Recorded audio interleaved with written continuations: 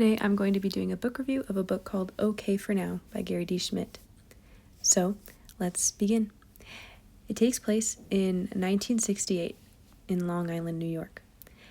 Our main character is Doug Swiatek. He loves the Yankees, he loves baseball, he's got two older brothers, one of them is in Vietnam, and he's got a father and a mother. His mother has the most beautiful smile of anyone you've ever seen, and his father has some anger issues. He is unkind to many of the members of their home. One day, Dad loses his temper at work, he loses his job, and so the family moves to a small town called Marysville, New York, which is a very small community. There's a lot of houses, there's a public library, and apparently that's about it. And a junior high school, I guess. But Doug is walking around, and he is looking for something to do. One day he decides to walk into the library, and there he finds this enormous book with drawings of birds inside. And he finds this one bird drawing that just speaks to him.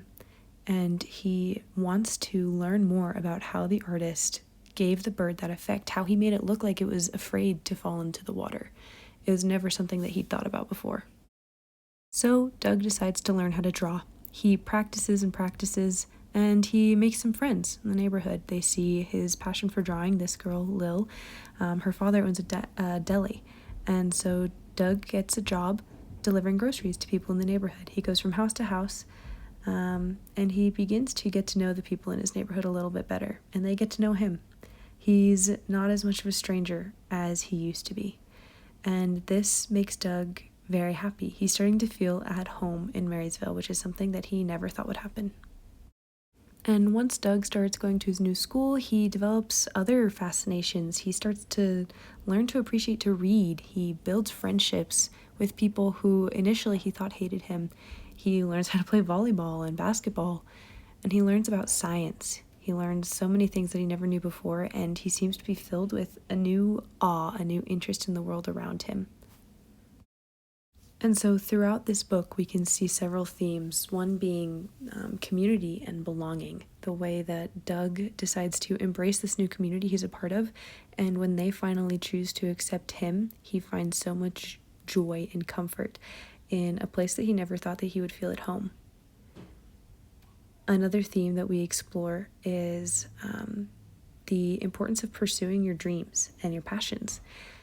Doug never knew. He always thought that he was just passionate about baseball, and he was. He was good at it. He knew a lot of the stats, but once he discovered drawing, he wanted to spend the time on it to really get better, and a lot of his life began to revolve around that love of art, and no one really discouraged him from it. Finally, Doug learns the importance of knowing that you can shape your own future. He is not the same person as his dad or his older brothers, and he has control over what he does with his life and what he enjoys and who he's going to be. One of my favorite quotes from the book is when he's having a conversation with his older brother about the bird that he's been practicing drawing from the book that he saw in the library. And his brother says, "It looks like he's flying off the page." And Doug says, "No, he's falling into the water." But his older brother shakes his head and he says, "No, he's not. He's going wherever he wants to go." And that sticks with Doug. He remembers that he is also capable of going wherever he wants to go. And that is something that resounded in my heart when I read it, and I loved reading it, and I think about it often. So this book gets 5 stars for me, 10 out of 10. New York Times bestseller. I'd vote for it.